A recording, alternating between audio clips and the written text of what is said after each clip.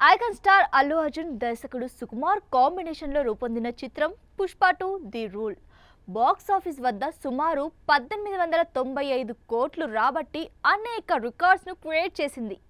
ఈ చిత్రం భారీ విజయం అందుకోవడంతో తాజాగా థ్యాంక్స్ మీట్ ఏర్పాటు చేశారు. మైత్రి మూవీ మేకర్స్ పతాకంపై నవీన్ ఏడ్నేని, వై రవిశంకర్ నిర్మించిన ఈ మూవీలో రష్మిక మందన హీరోయిన్గా నటించారు.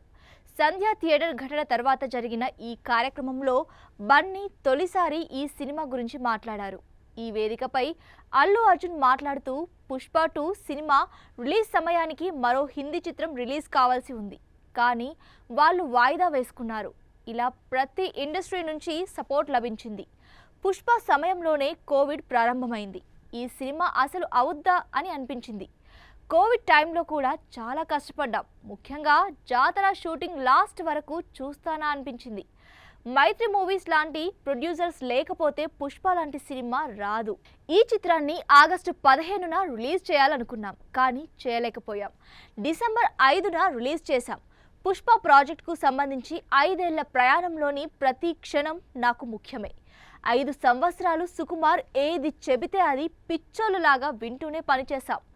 సినిమాలో ఏది బాగుందని ప్రశంసలు దక్కినా అది డైరెక్టర్ గొప్పతనమే.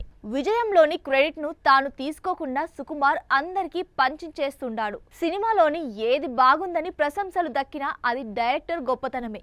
విజయంలోని క్రెడిట్ను తాను తీసుకోకుండా సుకుమార్ అందరికీ ఇచ్చేస్తూ ఉంటాడు. కానీ ఈ విజయంలోని పూర్తి క్రెడిట్ తనకే సొంతం.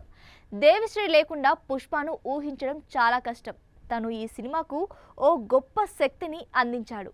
ఈ సినిమా కానీ హిట్ అయితే ఈ కష్టమంతా నా ఫ్యాన్స్కు అంకితం చేయాలనుకున్నాను, అంకితం చేస్తున్నాను. పుష్ప 3 గురించి నాకు సుకుమార్ గారికి తెలియదు, కానీ అదొక అద్భుతంలా అయితే ఉంటుంది అని అల్లు అర్జున్ అన్నారు.